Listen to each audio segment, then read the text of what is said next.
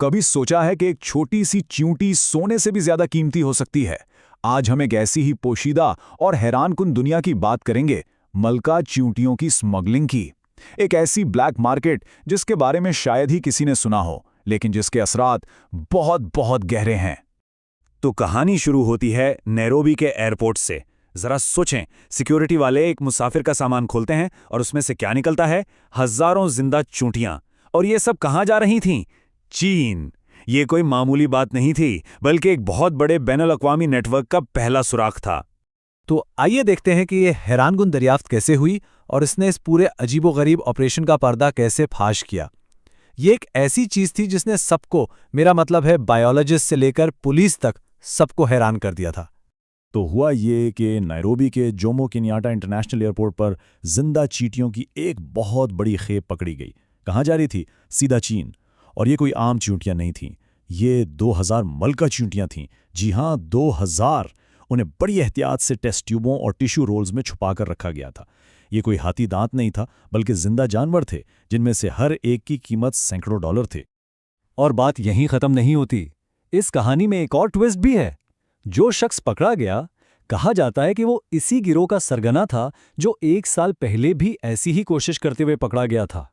मतलब ये कोई इत्तेफाकी वाकया नहीं था, बल्कि एक बहुत मुनज़्ज़म और गहरा नेटवर्क था। तो अब सवाल ये पैदा होता है कि आखिर चींटियों की ब्लैक मार्केट है ही क्यों?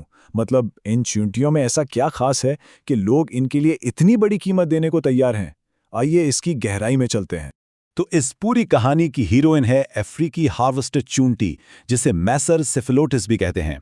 ये मशरिकी अफ्रीका की एक बड़ी सुर्ख रंग की चूंटी है और अपनी खास आदत की वजह से मशहूर है। ये बीज जमा करती है।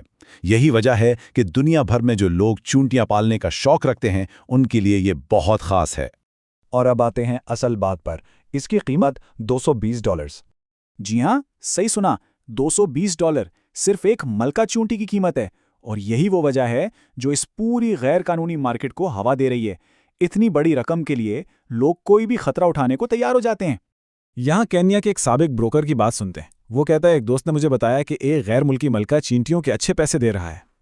हम उनके टीले ढूंढते थे और चींटियों को उनकी दी हुई छोटी क्यूबों या सिरिंजों में पैक कर देते थे। इससे साफ जाहिर होता है कि नेटवर्क कैसे काम करता है। मकामी लोगों को चंद पैसों का लालच देकर इस काम में लगाया जाता है, जबकि असल मुनाफा तो बड़े स्मगलर्स को होता है। तो ये पूरा स्मगलिंग का अमल चलता कैसे है? देखिए, ये बहुत सीधा सादा लेकिन मौसर तरीका है। सबसे पहले केन्या के इलाके गिलगल में मुकामी लोग मलका चींटियों को उनके टेलों से पकड़ते हैं। फिर उन्हें गीली रुई के साथ टेस्ट ट्यूबों में पैक किया जाता है। उसके बाद ब्रोकर्स उन्हें गैर मुल्की खरीदारों तक पहुंचाते हैं और आखिर में इन मलकाओं को यूरोप और एशिया की मार्केटों में स्मगल कर दिया जाता है। इस काम का पैमाना कितना बड़ा है, इसका अंदाजा इस बात से लगाएं कि एक छापे में सिर्फ एक गेस्ट हाउस से 5000 जिंदा चूंटियां बरामद हुईं। 5000! ये सब आलमी मार्केट में फरोख्त के लिए तैयार थीं। ये कोई छोटा मोटा धंधा नहीं, बल्कि एक बहुत बड़ा ऑपरेशन है। अच्छा, तो ये तो हो गई स्मगलिंग की बात। लेकिन सवाल यह है कि इससे फ़र्क क्या पड़ता है?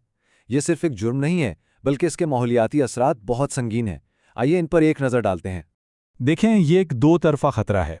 एक तरफ केन्या में, जहां से इन मलका चींटियों को निकाला जाता है, वहां की पूरी कॉलोनियां तबाह हो सकती हैं। इससे वहां का इकोसिस्टम बिगड़ता है। दूसरी तरफ चीन जैसे ममालिक में, जहां ये चींटियां पहुंचती हैं, वहां ये एक इन्वेजिव स्पीशीज़ यानी हमलावर नस्ल का खतरा बन जाती हैं। अगर ये वहां से निकलकर फैल गईं तो ये मकामी ज़राअत और कीड़े मकोड़ों को तबाह कर सकती हैं। आखिर एक मलका चींटी इतनी खास क्यों है? क्योंकि एक अकेली मलका ही पूरी कॉलोनी की बुनियाद रखती है। वो अपनी पूरी जिंदगी सिर्फ अंडे देती है, जिससे लाखों चूंटियां पैदा होती हैं। और ये कॉलोनियां 50 साल, यहां तक कि कुछ केसेस में 70 साल तक जिंदा रह सकती हैं। तो जब एक मलका को हटाया जाता है, तो इसका मतलब है एक पूरी सल्तनत का खात्मा। जैसा कि कीनिया के एक माहिर हयातियात डॉक्टर डीनो मार्टिन्स कहते हैं, ये चींटियां इकोसिस्टम इंजीनियर हैं। मतलब ये माहौल को बनाती और संवारती हैं। ये बीजों को एक जगह से दूसरी जगह ले जाती हैं, जिससे एक सेहतमंद और सरसब्ज माहौल बनता है। और मांग कितनी है, इसका अंदाज़ा इस डेटा से लगाया जा सकता है। चीन में ऑनलाइन जितनी भी चींटियां फरोख्त होती हैं, उनमें से 27% गैर मौकामी यानी इल्लीगल होती हैं। तकरीबन 1/4 मार्केट गैर कानूनी तौर पर दरामद की गई चींटियों पर मुश्तमिल है। तो ये सब कुछ केन्या के लिए एक बहुत बड़ा मुखम्मसा बन गया है। ये सिर्फ जुर्म और माहौल का मसला नहीं, बल्कि अब ये एक पॉलिसी का सवाल भी बन चुका है। तो केन्या के सामने दो रास्ते हैं। पहला, इस पर सख्त क्रैकडाउन किया जाए, बॉर्डर्स पर निगरानी बढ़ाई जाए और स्मगलों पर मुकदमे चलाए जाएं। दूसरा रास्ता, इस तिजारत को कानूनी हैसियत दे दी जाए और इसे रेगुलेट किया जाए, परमिट सिस्टम बनाया जाए और मुनाफे का कुछ हिस्सा मकामी लोगों को भी दिया जाए। दोनों रास्तों के अपने फायदे और नुकसान हैं। इस पर एक सहाफ़ी चार्ल्स ओन्यांगो ओबू एक बहुत दिलचस्प नुक्ता उठाते हैं। वो कहते हैं, चुंटियाँ कोई सोना या हीरा नहीं है जो ख़त्म हो जाएं। ये तो बायोलॉजिकल असासे हैं जिनकी फार्मिंग की जा सकती है, लेकिन हम इनके साथ ऐसा सलूक कर रहे हैं जैसे ये कोई चोरी-शुदा नवादरात हों, यानी वो इसे एक मौके के तौर पर देख रहे हैं। और लगता है कि हुकूमत भी इसी सिमत में सोच रही है। केन्या की काबीना ने वाइल्ड लाइफ इकोनॉमी को रेगुलेट करने के लिए कुछ गाइडलाइंस की मंजूरी भी दे दी है और इसमें चींटियों की तिजारत भी शामिल है। तो शायद मुस्तकबिल में ये एक कानूनी कारोबार बन जाए। तो आखिर में सवाल यही रह जाता है, क्या ये गैर कानूनी स्मगलिंग है जिसे हर हाल में रोकना चाहिए, या ये एक कानूनी तिजारत बन सकती है जिससे मुल्क को फ़ायदा हो? इसका जवाब जो भी हो, वो ना सिर्फ इन छोटी सी चींटियों का मुस्तकबिल तय करेगा, बल्कि ये भी बताएगा कि हम कुदरती वसाइल को किस तरह देखते हैं। एक ऐसी चीज़ जिसे लूटा जाए, या एक ऐसा ख़जाना जिसे समझदारी से इस्तेमाल किया जाए।